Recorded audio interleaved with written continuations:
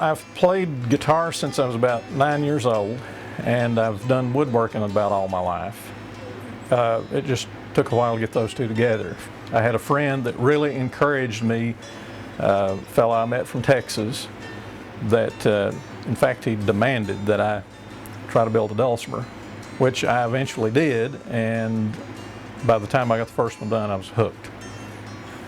Well, nobody is sure when the first one was built in this country, but somewhere probably around the Civil War or just before, in the eastern Kentucky mountains and all parts of Appalachia, people started building these instruments that were really simple to play, a diatonic fretboard with then 3 strings, and you fretted basically one string and the other 2 were drones. They used whatever wood they had on hand. They were not fancy. In fact, pictures of really old ones, they're very crude. And over the years, that developed into the instrument that you see now, which is fairly refined, but they're still, the great majority of them are handmade by individual luthiers.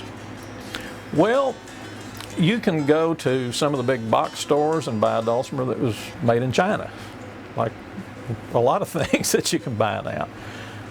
But it's going to be made out of plywood, and that always makes me laugh, because here's a really unique American instrument, one of only 2 instruments that originated in this country, and they're now being made in China. The tone is not going to be anything close to what a handmade instrument is. There are dulcimer builders that order wood already processed.